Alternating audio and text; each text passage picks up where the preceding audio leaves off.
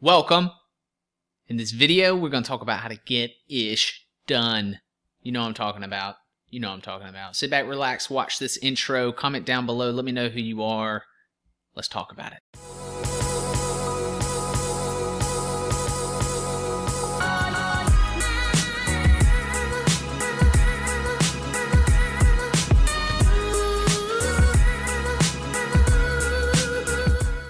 Alright guys, welcome to the channel. If it's your first time, my name is Conkle. I'll introduce myself real quick. So entrepreneur, I believe in hustles, I believe in multiple streams of income, I believe you can't just think outside the box, you got to try to destroy the box. So man, if you connect with this, I would love to connect with you. So as you're watching the video, think about go ahead and just subscribing, why not? And let's talk about, I'm going to hit up 3 solid ways, things that you can do in order to get done, okay? But if you want to read the entire article, I've actually got 10 ways. If you'd rather read anyway, I guess you can click the link down below. I'll make sure that I have it. It'll be the first thing in the description.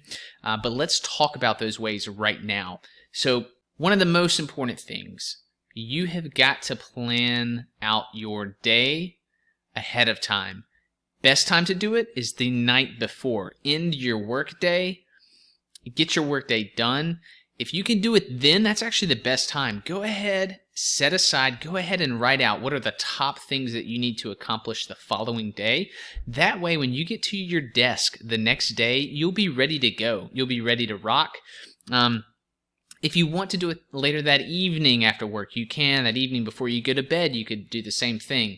What I wouldn't recommend is rolling into work, or if you're self-employed or a solopreneur or have a small business, not, waking up and going, okay, let me get going, sitting down, then looking through and deciding what you need to work on that day. That is going to lead you to the least productivity. Okay, so if you can plan ahead, you're going to be so much happier, I promise you. All right, the second one I want to talk about is, can you minimize your commute to work? Like, most people probably don't strategically think about this because they're like, Brooks, man, I have to go to work. It is what it is. I have my job. It's an hour commute one way, or 45 minutes, or an hour and a half, whatever. But that is what, an hour and a half to 3 hours of your day that you should really think about. Now, most people will probably just, maybe they'll zone out. They'll be in the car. They'll listen to some news. Right now there's a pandemic, so a lot of people are working remotely, but really think about this commute. One, if you have no choice and you have to commute, what information can you intake, or what can you handle while you're driving? So driving is kind of a tough thing, right? You can't concentrate and do multiple things or whatever. But is there information that you always want to listen to and you don't get an opportunity and you can do it in your car? I mean, that would be incredible, right? But I would actually push you to figure out, how can you commute less, whether that means working for yourself or a different company. How can you work from home, or how can you work from a location that's much closer to home, whether it's an office of your choice or another choice? But if you can just reduce your commute time, I think your quality of life just goes up tremendously, by exponentially. It's not about the money. Like, if I had to commute 3 hours in a day to go to work, I would take a huge pay cut.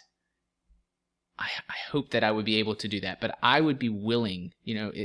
People get into a lifestyle where it's tough for them to go back, but I would want so bad to take a huge pay cut in order not to have to commute that time. So I just want to challenge you. Is that something that you can do? Can you figure out how not to have that commute on an everyday basis? All right, and remember again, the article is going to be below if you want to see all 10 ways, everything that I talk about in detail. But so the third one that I think is super important that I want to talk about today is doing your most important task first.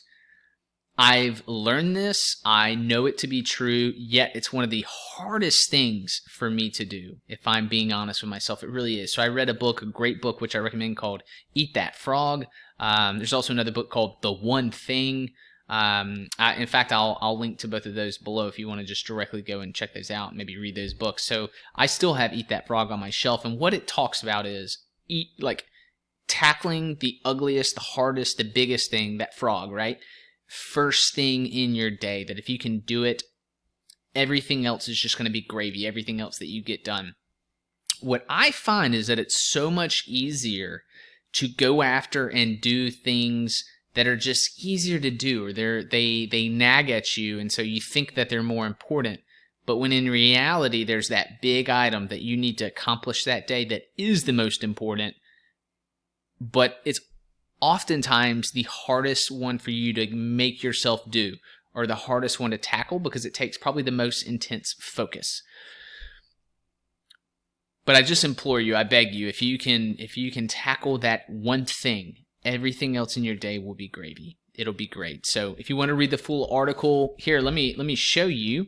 So here's just a little walk through the memory lane, get you a little teaser there. So if you want to check out the whole article, okay, there it is. So that's it. Look forward, connect with me. If you haven't already, subscribe to the channel. Like the video, it'll help other people to be able to see it. YouTube actually says, oh, you like it, so other people can see this too. That would I would really appreciate it, and I look forward to connecting with you. So comment down below. I comment, I reply to everything. So take care, have an awesome day, and we'll connect soon.